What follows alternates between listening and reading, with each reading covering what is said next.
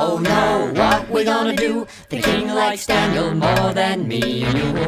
Oh no, what we gonna do? We gotta get him out of here. Hi everyone, my name is Liz, and today I'm going to tell you the story of Daniel and the lion's den. Because God's people were worshiping idols and false gods, they were conquered and carried off as prisoners to another country called Babylon. They lived in Babylon for a very long time. After many years had passed, Persia, another kingdom, defeated Babylon. King Darius was king of Persia. I, Darius, am king of Persia, the most powerful kingdom in the entire world. And here is how I will organize my kingdom. I will have 120 rulers, and there will be 3 officials in charge of all those rulers. Daniel was one of the 3 main officials. It turned out that Daniel was also the best of the top 3 officials. He was also better than any of the 120 rulers.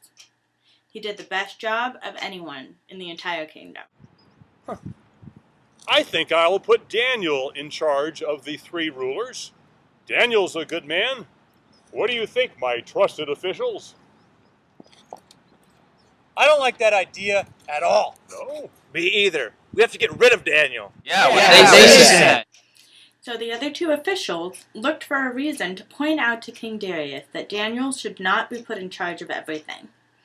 They would have lost their jobs. They had one problem. They couldn't find anything wrong with Daniel. He never does anything wrong. His work is always perfect. He always does what he's supposed to do. We have to get rid of Daniel. What they said. So the officials realized that they were going to have to find another way to get Daniel out of the way. If they couldn't do it the fair way, they were going to have to cheat. The officials came up with a plan to trick King Darius into giving them what they wanted. We have agreed that you should give an order. For 30 days, nobody can pray to any idol or person but you. I like that. If they do, throw them into the lion's den. Yes, I like that idea. It's all about me. 30 days of worshiping me. I like that idea. King Darius wanted to be worshipped. He was a pretty good king and all. This was a pretty bad idea, since no one should bow down to anyone but God. But he did it anyway. King Darius liked Daniel a lot, but in that moment, he didn't think about Daniel. He only thought about himself.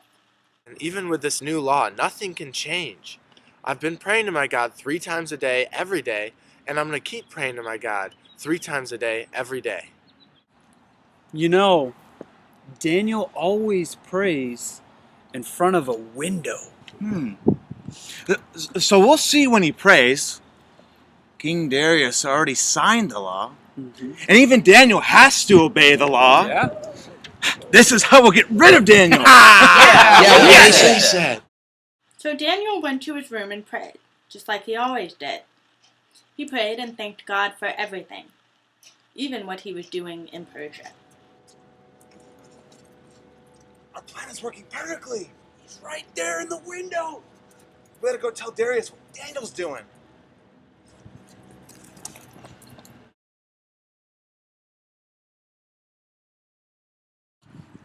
What do you want? We have to give you a report about Daniel.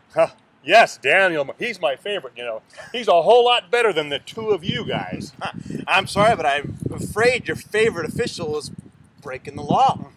Not Daniel. That's impossible. Oh. Daniel never does anything wrong. Oh, he has this time. You're talking to the king. Watch it, mister. He's been praying to his own God.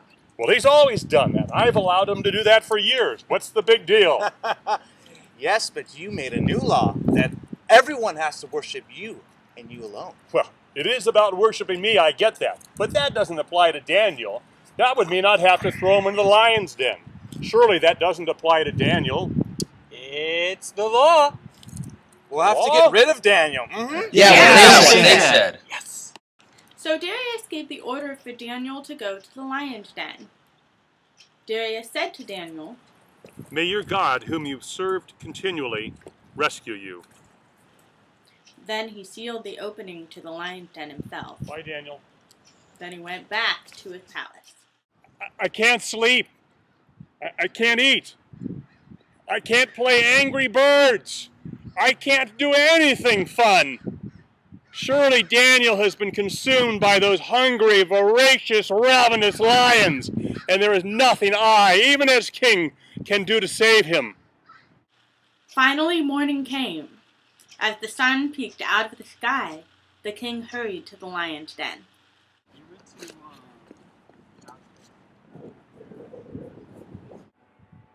Daniel! Daniel, are you down there? Daniel, the servant of the living God, the God who you have served continually. Did he rescue you?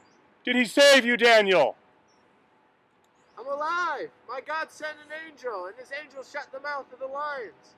They have not hurt me because I was found innocent in his sight, nor have I done anything wrong before you, King. King Darius had never been happier in his life. He ordered his servant to get Daniel out of the lion's den, and it was true! There wasn't a scratch on him. Daniel had stayed loyal to God, and God had protected him. Surely your God is above all men. Now I understand. For even at the bottom of the lion's den,